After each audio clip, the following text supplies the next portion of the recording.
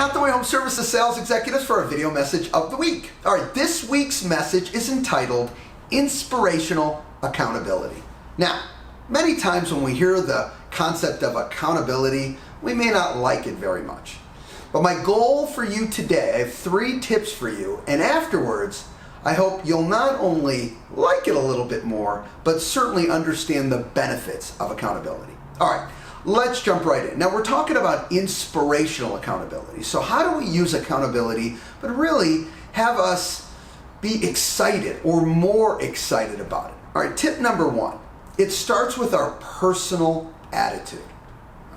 You have to really think about inviting accountability into your world. Look, I don't care what anyone does, if you honestly say to yourself, I do not want to be held accountable, I don't like what that means, I promise you, it will be like oil and water. But if you start with the right attitude and say, look, I want to achieve my goals, I really do. And so if someone holding me accountable will get me there and get me to achieve what I want to achieve and what I'm willing to work for, well, guess what? That's a beautiful thing. So that first step of accepting, all right, and really inviting in accountability is step number 1. Step number 2, and this is the step that I think gets missed quite often, and that is, if accountability is going to work, and certainly if it's going to inspire you, it's got to be about what's important to you. You know, we hear this concept about our why, okay? Why do we do what we do? What are we really trying to accomplish? And some tips around this accomplishment and this why is this. 1, it truly has to be big enough and meaningful to you. See, if it's not big enough or meaningful, people ask you, so what are your goals? Yeah, you answer the question, you put down some goals, but guess what? They're really not that important to you. You really haven't internalized it. You don't have that fire in your belly to achieve. That's a problem. Your why, your achievement has to be owned by you.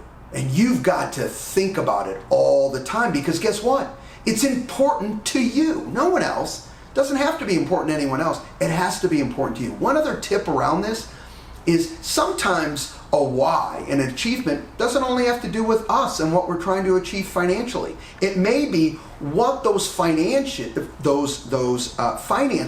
are able to do for others. Maybe someone in our family that we love dearly and we want to help them achieve or give them a leg up. So guess what? We get clear on what we need to accomplish to achieve for that other person, and that's our driving force. Whatever that why is, it just needs to be big enough, powerful enough, and very important to you for it to work. Otherwise, it's just this, you're answering a question about a goal, but it really never ends up being effective for you. And third, last but certainly not least, is I want you to think about your own personal achievements. So, for example, when we talk about inspiration, you know, it's about the journey and not only about that event, okay, the final. So I want you to see how you can give yourself, for lack of a better way to say it, those pats on the back as you go.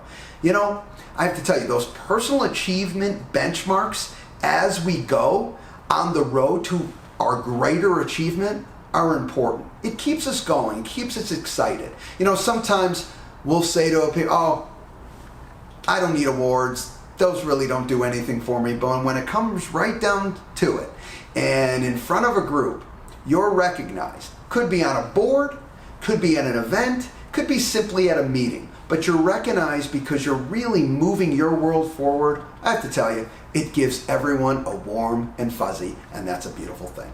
All right, inspirational accountability is key, okay, to your success. So accept it. Use these quick tips to move yourself forward, and we'll talk to you next week. Bye-bye.